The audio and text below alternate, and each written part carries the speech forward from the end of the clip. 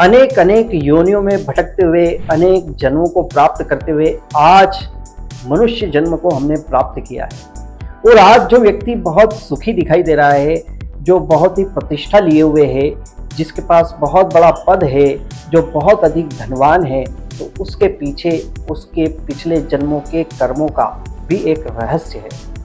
प्रारब्ध, भाग्य, इसे चाहे हम स्वीकार करें या न करें, इसका अस्तित्व है। तो आज अगर हमारे जीवन में कोई दुख आया है तो ये स्वीकार करिए कि किसी न किसी जन्म में हमसे कोई ऐसी गलती हुई है जो आज दुख के रूप में परिवर्तित हुई, हमारे सामने आई। और यदि सुख आया है तो ये भी मानकर चलिए कि किसी न किसी जन्म में हमने ऐसा कोई पुण्य कार्य किया, ऐसी कोई सेवा की, ऐसा कुछ अच्छा कार्य हमसे हुआ जो आज सुख के रूप में हमारे जीवन को आनंदित कर रहा है।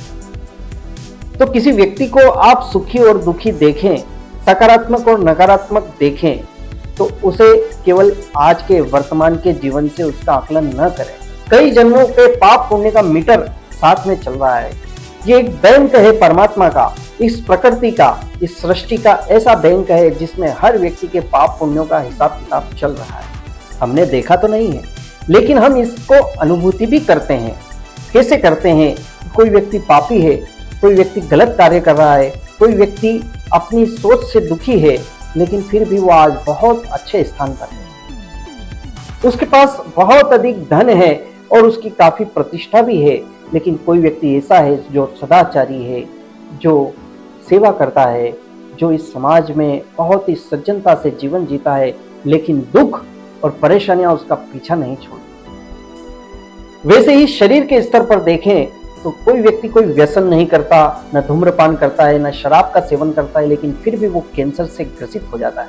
और कोई व्यक्ति ऐसा है जो पूरे जीवन भर शराब और अन्य अन्य मादक पदार्थों का सेवन करता है, लेकिन उसे कोई रोग नहीं होता। तो ये हमें समझना होगा कि प्रत्येक व्यक्ति के जीवन में कर्मों का एक बही खाता चल रहा है। और जैन विज्ञान में, जैन सिद्धांतों में इस कर्म के विज्ञान की बहुत ही सूक्ष्मता से वर्णन किया है। और जितना उन्हें समझकर व्यक्ति जीता है, उतना ही वो अपने वर्तमान जीवन को, वर्तमान के कर्मों को शुद्ध करता जाता है और इस पाप पुण्य के हिसाब किताब से वो अलग होता जाता है।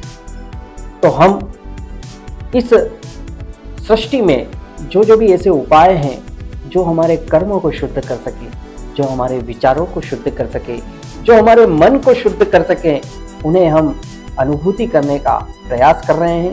तो आप मेरे साथ जुड़िए और उस अलौकिक दिव्य अनुभूति को आप भी महसूस कीजिए। आप जो भी कर रहे हैं, जिस भी विधि को आप अपना रहे हैं, वो अपने स्थान पर रहने दीजिए। लेकिन मैं आपको कुछ ऐसे उपाय बताने वाला हूँ जो आपके जीवन में कुछ बदलाव लाएंगे, आपकी समस्याओं को दूर करेंगे, आपकी बीमारियों को दूर करेंगे और जीवन में खुशी का, आनंद का एक एहसास करवाएंगे।